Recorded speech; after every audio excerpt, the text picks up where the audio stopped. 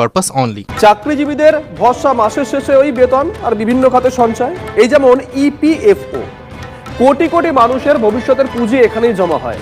নতুন বছরে সেই সব গ্রাহকদের জন্য একগুচ্ছ পদক্ষেপ করতে চলেছে ইপিএফও, যা জানতেই হবে আপনাকে।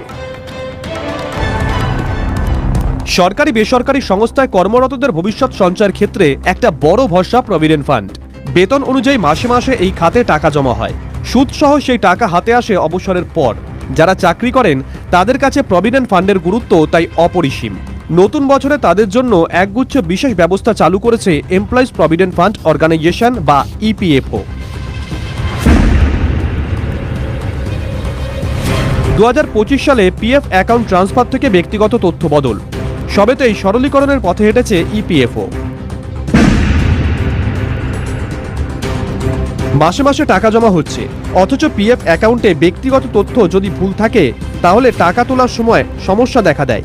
এখন পিএফ অ্যাকাউন্টে তথ্য সংশোধন করতে হলে আপনি যে সংস্থায় কাজ করেন তার উপর নির্ভর করতে হয়, একাধিক নথি জমা দিতে হয়, সেটা যাচাই করা হয়, তারপর ভুল সংশোধন। কিন্তু নতুন নিয়মে সেই ঝক্কি থাকছে না। জানা গেছে নাম, জন্ম তারিখ, লিঙ্গ থেকে বিবাহ সংক্রান্ত তথ্য কিংবা স্বামী বা স্ত্রীর নাম অনলাইনে সংশোধন করতে পারবেন ইপিএফও সদস্য। এর জন্য কোনো নথি জমা দিতে হবে না। 2017 সালের 1 অক্টোবরের পর যাদের ইউএএন রয়েছে তারা এই সুবিধা পাবেন।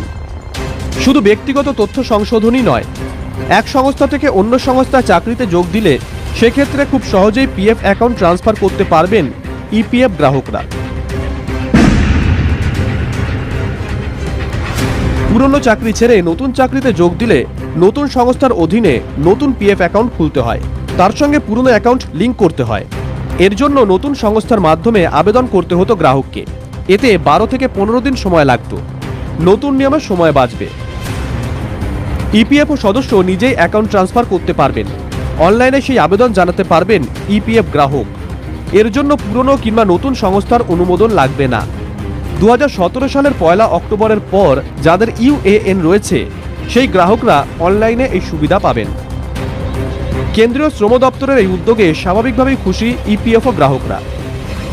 আমরা যারা চাকরিজীবী তারা আমরা প্রত্যেকেই কিছু বছর পর পর আমরা জব সুইচ করি। সেক্ষেত্রে কী হতো, আমাদের যে পিএফ অ্যাকাউন্টটা ট্রান্সফার করতে আমাদের যে এমপ্লয়ার ছিল দুটো ক্ষেত্রেই আমাদের পারমিশন দরকার ছিল, মানে প্রিভিয়াস কোম্পানি আর প্রেজেন্ট কোম্পানি। সেক্ষেত্রে আমাদের অতটা আগের মতো মানে হ্যারাস হতে হচ্ছে না, ডিরেক্ট আমরা অনলাইন থেকে সেটা আমরা ট্রান্সফার করে নিতে পারছি।